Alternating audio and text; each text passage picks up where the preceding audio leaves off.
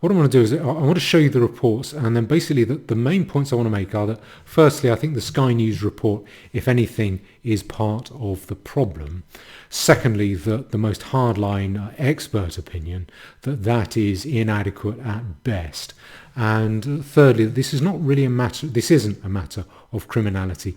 This is a matter of war and invasion, a matter of mass immigration of ethnicity, and that the problem is only going to be permanently solved by reversing that mass immigration, by removing one way or another those ethnic populations. But in the meantime, if you want to put a stop to this, give me a free hand, and I will put a stop to these rape gangs across the country within 3 weeks, and I'll do it without bloodshed and by the law, and you will not get a better offer than that. But the first thing I want to do is to show you these reports. So if I do this, then I think you'll see the first one. That's the first news report there. I was raped by 150 men, young women claim grooming gang at large in Hull. The next one there is Hull grooming gang targeted primary school girls. That means girls under the age of 10, as police told to declare war on abusers. I don't that about declaring war. I don't think it's really about declaring war. I'll go into more about that in a minute. And then the third thing, if you want to look at it, that is if I do this, hold on. That is a YouTube report. Police in Hull urged to declare war on child grooming gangs. So that first news story, that has a video. If I go down, that has a video that's about 7.5 minutes long, and there's another one that overlaps that's about 4.5 minutes long on YouTube. So bear with me.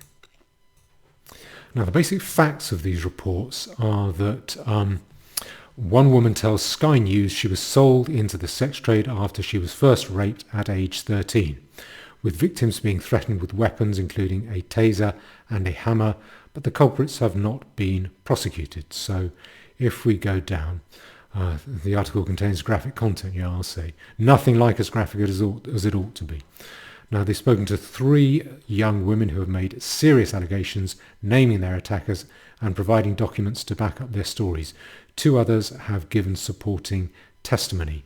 And this is Operation Marksman. That was the police investigation that was wound up after 2 years, with police telling the alleged victims they have exhausted all lines of inquiry, i.e. no prosecutions. Now, what I think they've done, I think that those girls are probably so disappointed they've gone to Sky to talk about what has happened. And what they talk about is the evidence that they gathered, including photographs and texts from a man threatening to kill her if she does not come immediately and have sex with a number of men. Now, what she says in this report is that over, I think it's a 2-year period, or maybe 3 years, she was raped by 150 different men, sometimes by 10 to 11 men in a day.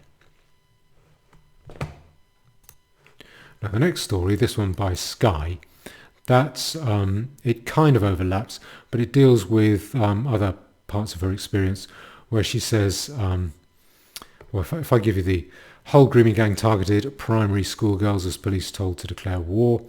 Now, further down, there was significant corroboration. That's corroborative evidence proving the facts. Now, she told Sky News there was girls as young as primary school in there in primary uniform. I'll never forget that girl I saw there in primary school uniform, probably 8 or 9 years old. There was there with her sister, who was a little bit older, and I remember her screaming in that bedroom.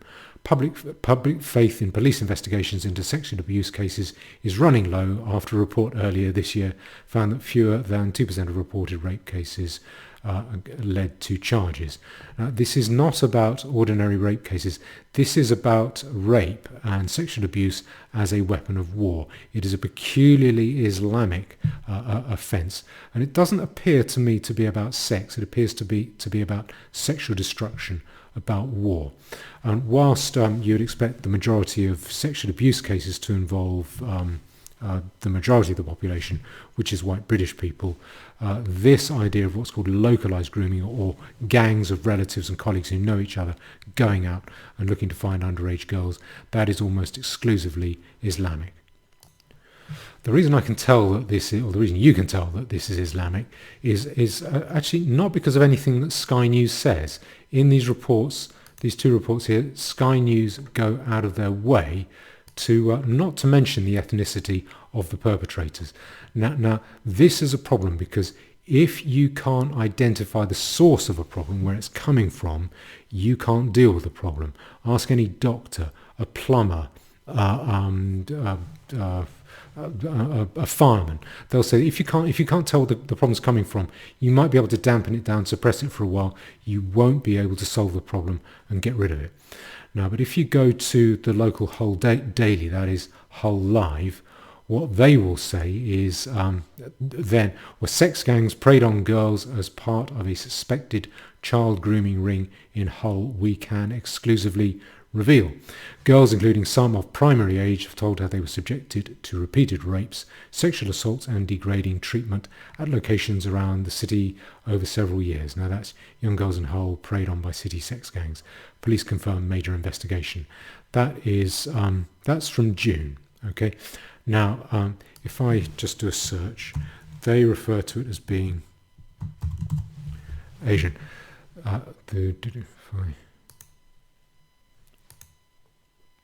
6 young women bravely spoke to Hull Live about their ordeal at the hands of abusers they described as being men of Asian and Middle Eastern backgrounds, including Turkish, Kurdish and Bangladeshi.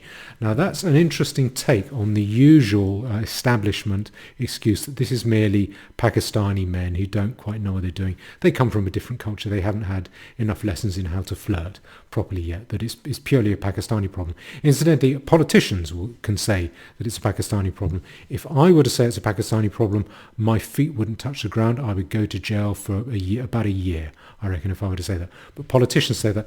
The reason they say that is to try and deflect attention away from the fact that that this particular crime is religious in nature, that it is an Islamic crime. So, but in this case, Turkish, Kurdish and Bangladeshi, according to Hull Live. And if I go down again, they also confirm police officers and council workers have faced stinging criticism with suggestions that authorities had failed to act for fear of appearing racist towards Asian communities.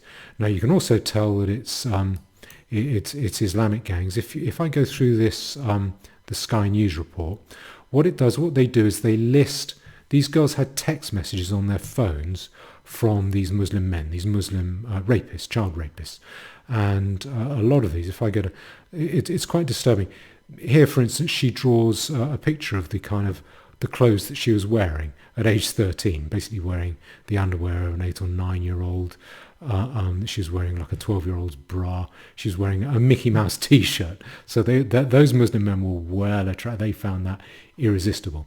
And this talks about a taser that was used on her to control her, handcuffs, and there's a hammer. So they're using a hammer to control a 13-year-old girl. Okay, she's now aged 19 and she gave evidence. Now, what you have here, what they also have is text messages that these rapists sent to her. Where have you been, slag? You lose money for us. I'm sorry I got into trouble where I live. Lots of men who sex with you asking for you. They want fuck a white whore. I'm not a whore. Yes, you are a whore. You know what will happen if you don't. We put you in a van and beat you and take you to Hessel Foreshore. That means Hessel Foreshore, which is an area, and burn you while awake and then bury you near water. Classic Islamic rape gang threats. Okay, I'll come. Good slag.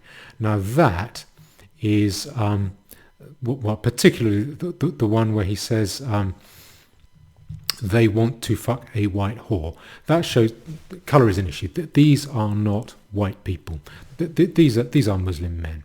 And the Sky Report, I think, is the reason I think the Sky Report is part of the problem is because it refuses to mention, it refuses to be specific, to articulate the fact that these are Muslim or even Asian men. These are not Asian men, these are Muslims, and they will not say.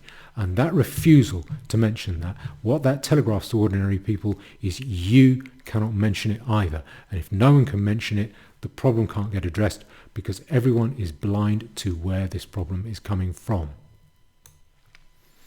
Even though this was confirmed by another report. Here, this is from Hull Live. Hull sex gang stripped me, tied me to a radiator and abused me. They had already taken my virginity at 13. And let me just do this. And this report again, another report from Hull Live. The girls, who were all white, claim they were abused by men they describe as being of Asian and Middle Eastern backgrounds, including Turkish, Kurdish and Bangladeshi. Now, if you want to know about this, this criminality, then the best book that you can read is a book by a man called Peter McLaughlin. I had the privilege of helping to edit this book and also of advising on legal issues such as libel. Now, if I bring the book up now, I want to show it to you.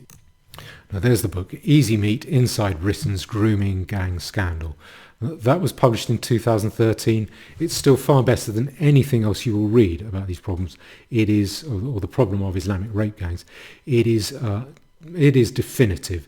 It defines the problem and it says what the solution, or some of the solutions, need to be. Primarily it called for a major public inquiry into it. I would go a lot further than that, but it is the definitive book describing and defining the problem and laying out the information that we need to acknowledge if we're to begin to try and solve the problem. So I can't recommend reading that book. I can't recommend it highly enough. You will understand, even though it's nearly a decade old, you will understand the problem if you read that book. Most other books, most other accounts will deliberately mislead you. That's right. Now, what I want to do is I want to go back to this report from Sky News. If I play the video here, there's a part of the video. What I want to show you is the brazenness with which this is still being done.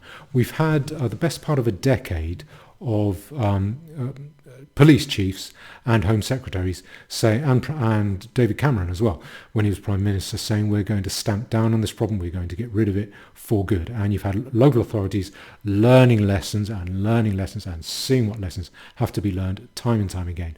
And the change that they have made is that you can't, these rape gangs can't do it so brazenly in the middle of the town centre. They can't sort of set up a stall in the middle of the town centre saying, we rape young girls, it's great, which is pretty much what they were doing. Police forces were then, about a decade ago, just saying, well, these girls are consenting to this, even though they might be 13 or 14. Let them carry on having their relationships.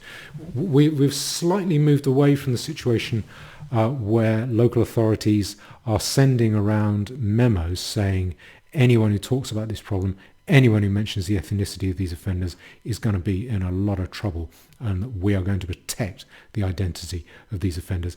I think that has probably dampened down a little bit, but the offending is still very brazen, and I want to show you this. Okay, I'll come. Good.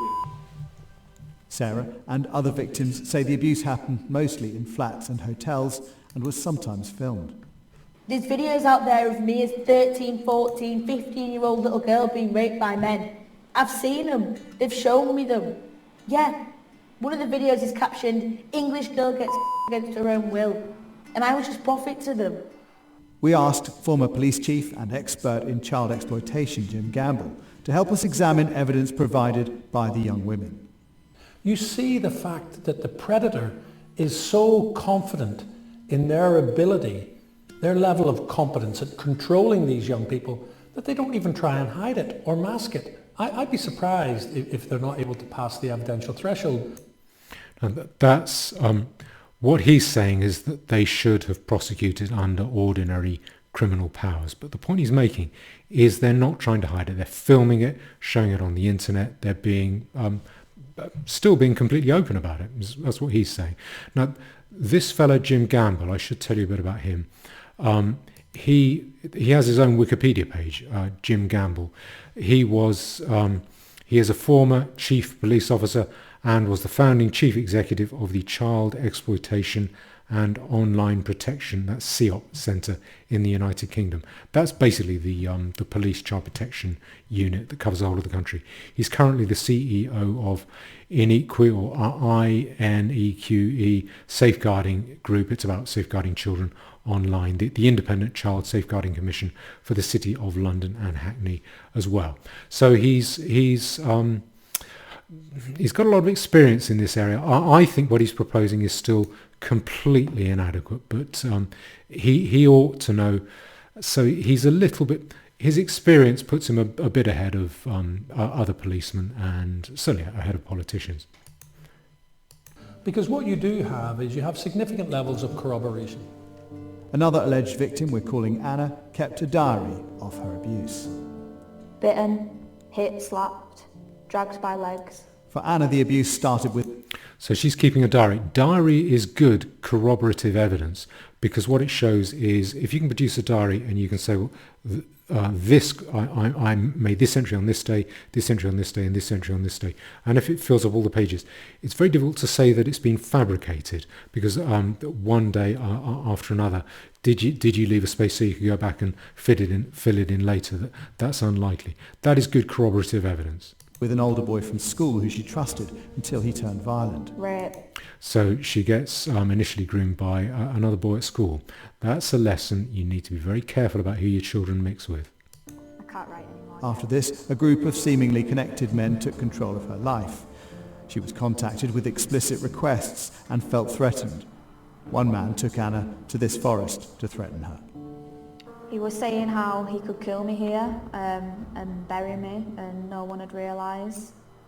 And then he strangled me and everything just went black.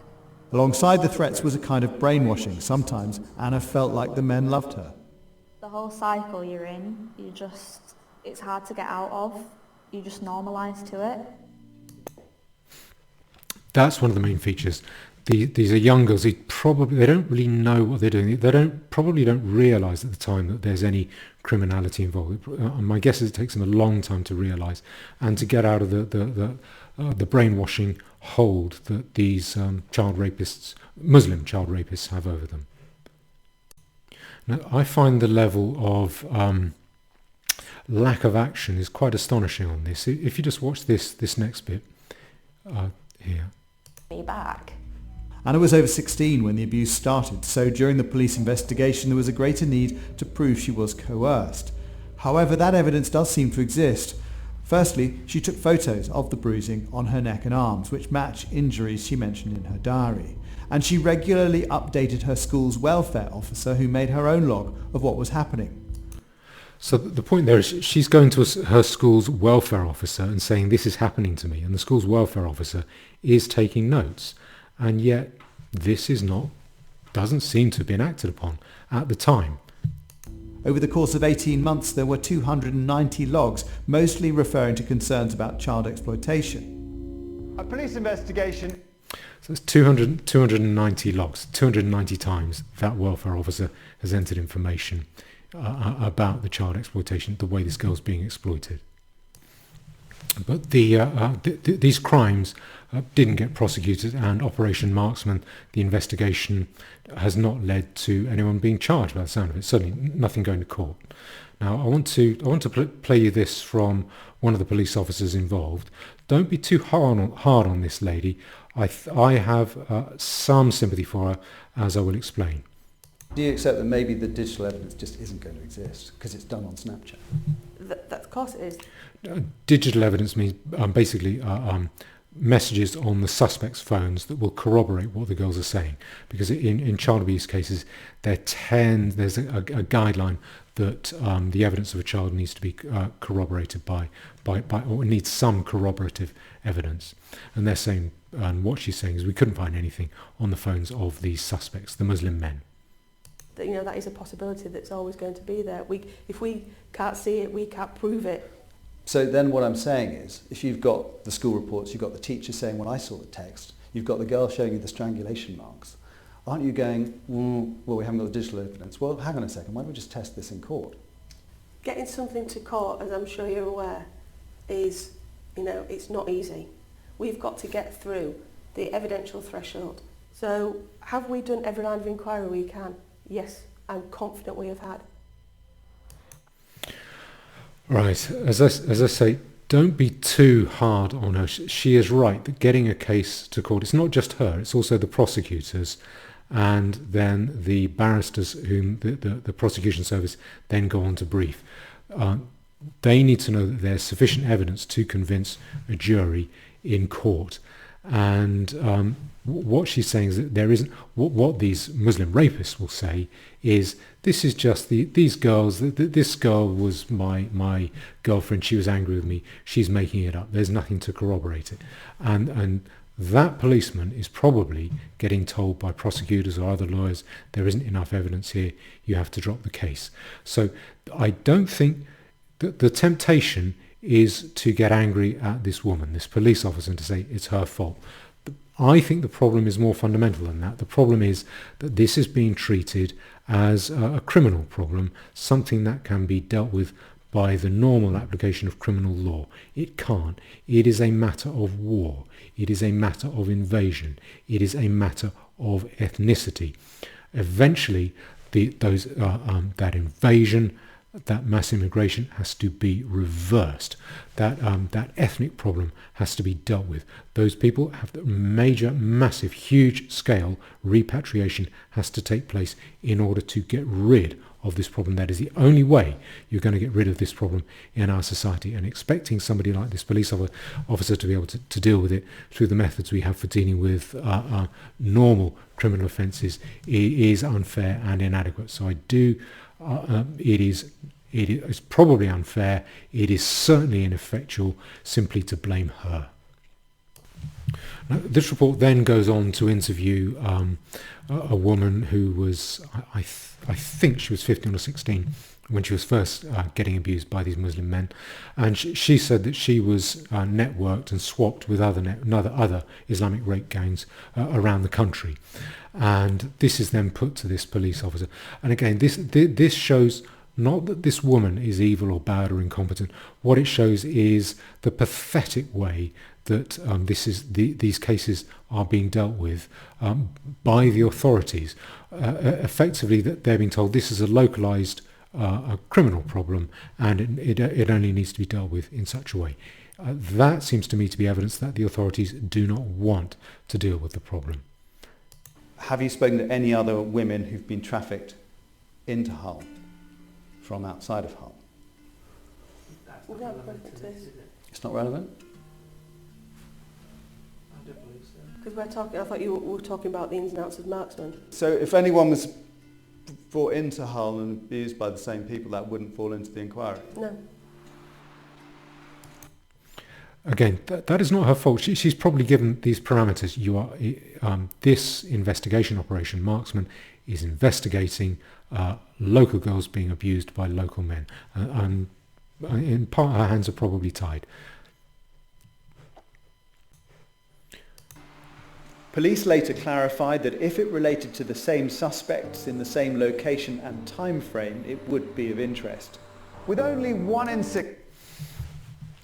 Okay, so maybe it would have been a bit of interest, maybe it wouldn't.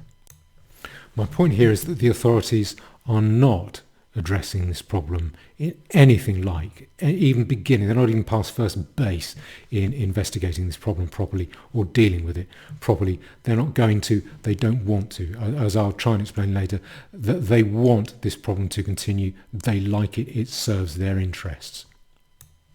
Well, what about the people who are on the cutting edge, the people who are proposing really radical solutions? Well, if you want a laugh, I'll take you to this story from ITV. Taxi drivers and fast food workers trained to help spot signs of child exploitation. You develop gallows humour when you're dealing with these rape gangs, partly because they're so appalling and partly because the solutions that are put forward are so absurdly inadequate. Okay, this might as well say foxes are trained to spot people breaking into hen houses. I think that's what they're saying. This one says that taxi drivers, hotel staff and those working at fast food outlets have taken part in a training day to help combat child exploitation. And that's in Huntingdon. So that was in 2019. I thought this is cutting edge action. All right. So let's look at other police forces or other other people, policemen with experience, more experience than the police who operate in Huntingdon, their radical plan. And let's go back to that fella, Jim Gamble. You remember I showed you his Wikipedia page there? He was the head of CEOP, Child Exploitation Protection Organisation. Now, if I go back to he's the fellow who was on this initial Sky News report, and he's the one here saying police told to declare war on abusers. What I want to do is to go to this YouTube video, and you'll see this Jim Gamble fella here. First of all, what he's trying to say is that he thinks in this case there was sufficient evidence for this case to go to court. Drug, given alcohol, sexually assaulted, physically assaulted. The UK's most senior retired police officer in the field of child exploitation has examined over 1,000 documents in this case for us and concludes the evidence is strong. There's significant corroboration from a number of victims about individual predators. So it's not just he said, she said. We've got a number of victims saying, here's the pattern of behaviour, it's identical, and this is the person that does it. Is your gut feeling that this case should be tested in court? Oh, absolutely. I mean, if they need additional evidence, then go out and get it. We're almost at the point where we need to declare war on this type of behaviour. We need to say it is a priority. Okay, what that gentleman, Jim Gamble, appears to be... war on this. That gentleman, I think what he's trying to say, I think trying to convince himself of, is the idea that the criminal law system is up to dealing with this problem, that you can simply deal with these crimes as just another crime, and there will be sufficient evidence, and you just need to put in a bit more money. Now, I want to play this bit of game where he talks about declaring war to see. Oh, absolutely. I mean, if they need additional evidence, then go out and get it. We're almost at the point where we need to declare war on this type of behaviour. We need to say it is a priority. All right, so declaring war means saying that it is a priority, as far as he appears to be saying. That's also what he appears to be saying in this Sky News report. We need to declare war on this type of behaviour. We need to say it is a priority. It is not just about exploitation. It is about rape by appointment. The problem with what he's saying there is that countless police chiefs, countless Home Secretaries, MPs, Prime Ministers have said this is a priority, we have got to deal with it. David Cameron was expert at appearing to want to stamp on this problem, and nothing has happened, it hasn't changed. In a lot of northern towns you can still see young girls going around in the back of taxis or being ferried around by older Muslim men. There are numerous reports about that.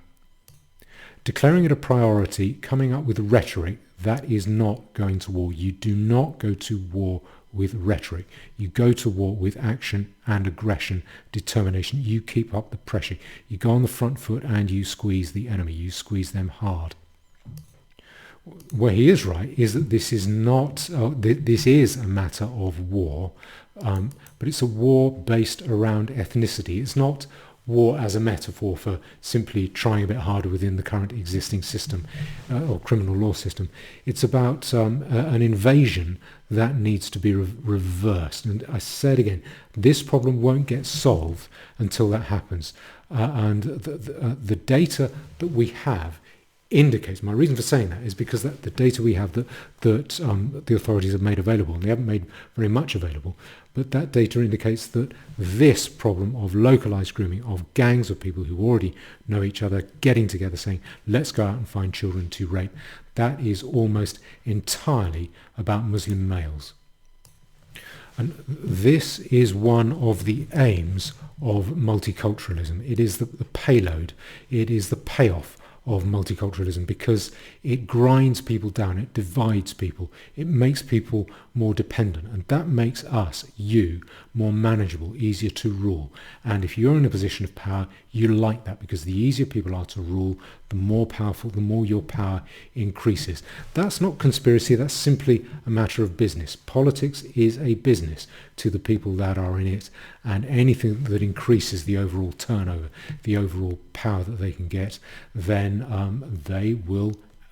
that is what they will do.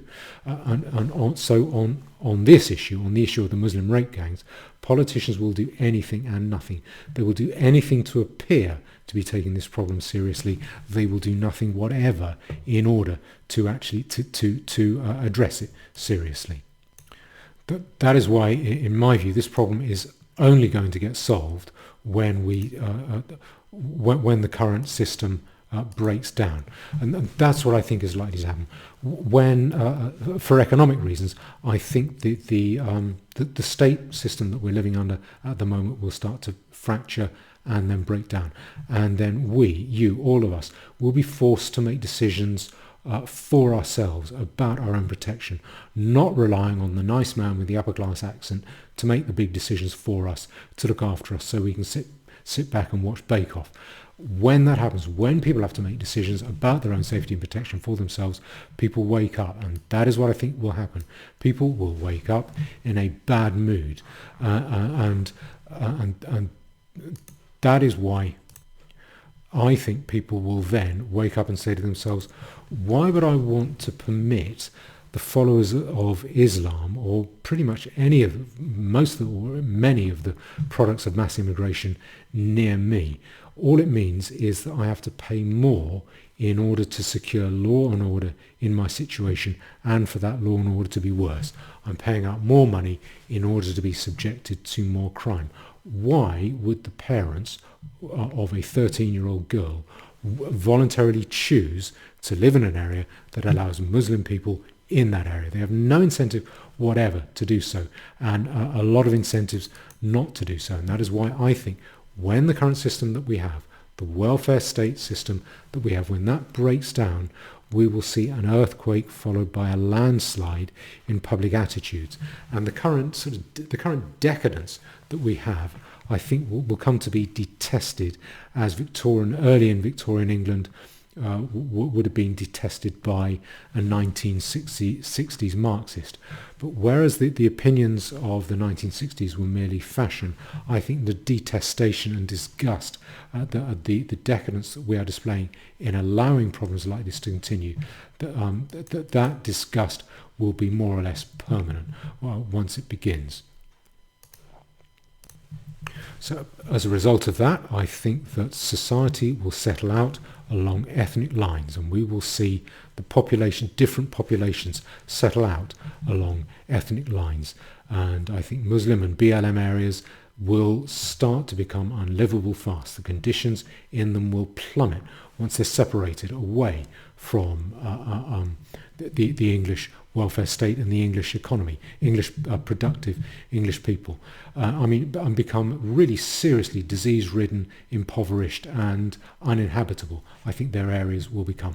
And at that point, I think they will be amenable to invitations to leave, offers of a free airplane ticket, perhaps a tiny bit of money back to the home of their ancestry, their ancestral homelands. And I think it will be easy then to solve this problem along more or less consensual lines. I actually think this will probably be unavoidable for the reasons I've stated.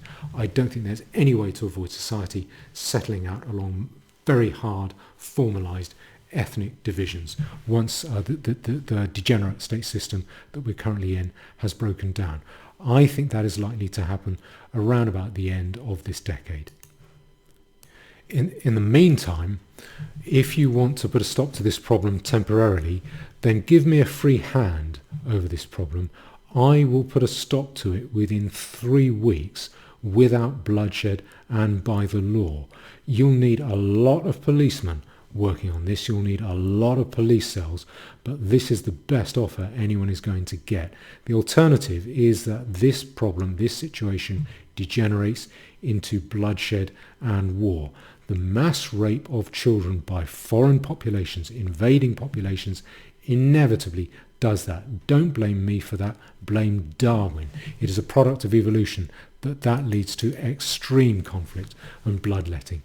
And that justifies this problem of child rape gangs, Muslim child rape gangs, being treated not as a criminal issue, not even as an organised crime issue, but as a matter of national security, because of the effect it will have on law and order, because it threatens to shatter law and order once the victim population, which is the white English or white British population, wake up to it.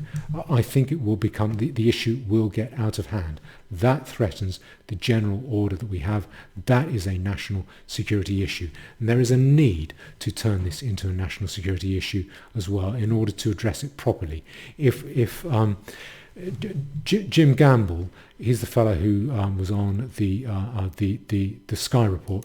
I want to bring that up again, so bear with me. And what that Jim Gamble fella says in this Sky report, this is the one, whole grooming gang targeted primary schoolgirls. What he says here is, I think it is time to double down. It's time to say, look, we've had a bit of a brick wall. We are now going to bring some additional resources to bear. Can you see how vague that language is? It's very much about rhetoric, doubling down. Look, we've hit a brick wall, etc. Mr. Gamble does not blame individual police officers, but feels they are under-resourced. He said, I think we're looking at how do we really make a difference? Again, making a difference, these buzzwords. From a criminal justice point of view, you can't. He wants to treat it as a criminal justice issue. That is that we do treat this as seriously as we treat terrorism. That we use technical surveillance so that we can monitor where they are and who they are talking to. This is organised, industrial level rape. Okay. The problem with this is that it is not enough. In order to what he's talking about is technical surveillance. He means bugging cars, bugging the hotels, the bed and breakfasts and the kebab shops where the Muslim rape gangs gather and operate. But probably, he wouldn't admit this, but you'd need to surveil and bug mosques as well, because that's where a lot of these people, these rapists meet up. And the problem with that is you need to know which ones to bug. You need to be able to break in. You need to get quite a bit of information to know which cars, which kebab shops, which bed and breakfasts, which mosques, which areas of which mosques, which individuals you need to tail and surveil in order to gather the information. And that information is not available. The reason I think it's not available, the reason you can't get that, is because the police can't break into those networks because they're quite tightly knit amongst Muslim people, perhaps talking not in English, talking in a foreign language, and immediately being suspicious of any non-Muslim or any white English guy who turns up. And so it's very difficult to find out where you should be gathering information. Now the evidence for that is in a case that happened in 2000, or that came to light in 2017. That was Operation Shelter. This is a BBC report from August 2017. Police paid £10,000 to child rapist. Now there's a video there that you can look at if you want to. I'll play a little bit of it now.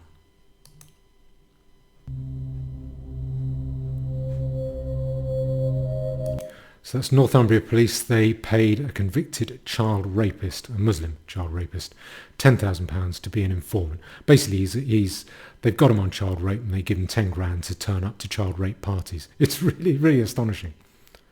I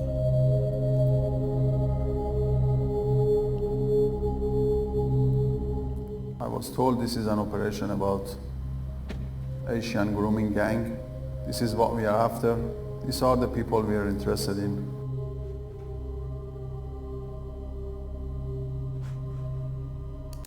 So he falls out with his police handler. I think it's absolutely different.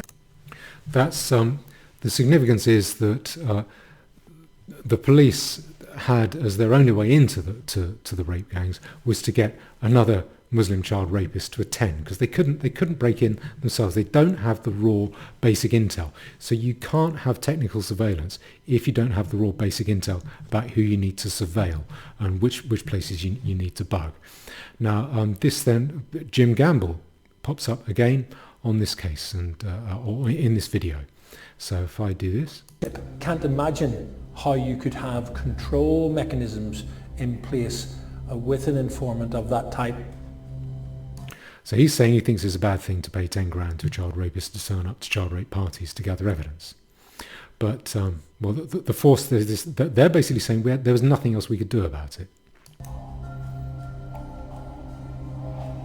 They're saying accepted policy and practice. That we have not only brought dangerous men to justice and put them behind bars, in some cases we have actually saved lives on the back of information that we have gained.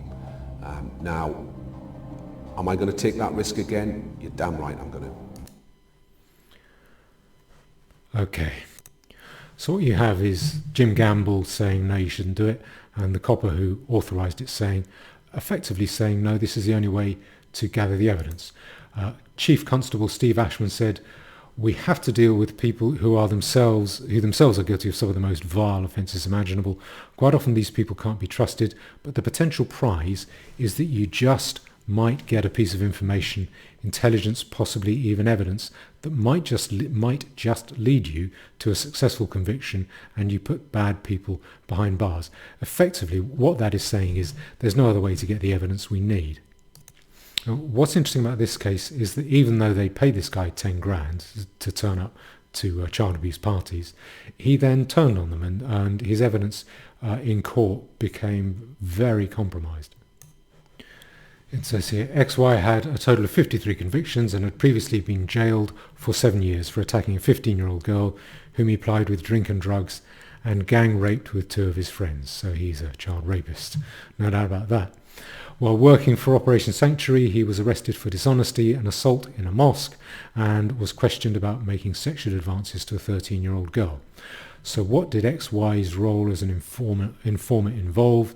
During a special court hearing in October brought by the defence, in a bid to have the case dropped, XY said, I was told this is an operation about Asian grooming gangs.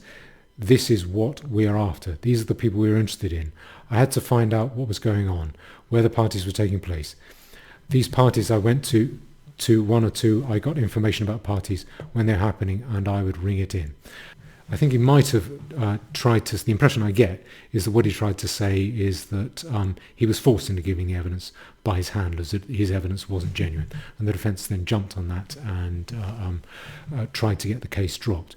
Now, what that shows is how impenetrable these gangs are, how difficult it is to get into these gangs. And that is why I just don't think that traditional criminal law processes or technical surveillance, as Jim Gamble is calling for, I do not think that is going to work. I think you're going to have to treat this as a national security problem. What I would do for a temporary solution would be to, once it's been declared a national security problem, that then enables the state to use special powers. Under those special powers, you snatch people. You just go out and you arrest them because you think they have information, and then you squeeze them hard for information. I'm not talking about resorting to torture. You don't have to descend to that, but you put them in very uncomfortable situations. It might amount to inhuman and degrading treatment, but not torture, and they will sing. They will give you the information as to who you need to tail, who you need to watch, which mosques you need to bug, including toilets, showers, everything, ablution areas, and then which bed and breakfasts and kebab shops you need to surveil as well. And once you have that information, you can then go and make mass arrests, and then those potential child rapists, they can then be imprisoned. They are denied bail. You will need a lot of jail cells. You will have a lot of full prisons with Muslim child rapists on remand. And the prospects of arrest will then become very high because you then have the information. You know who you can watch. You know who you need to arrest.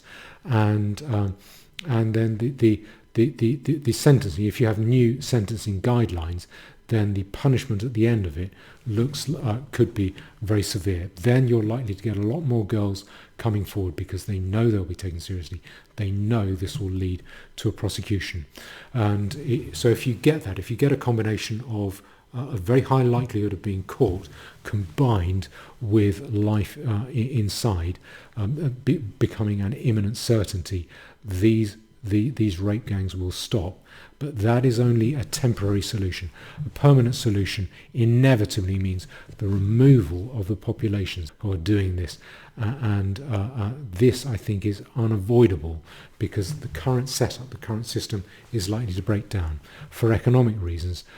When that happens, then I think this problem will solve itself because the population out of whom this problem comes will eventually leave. And that, I think, was likely to happen around the end of this decade. But until then, this needs to be treated much more seriously than it has been. Thank you.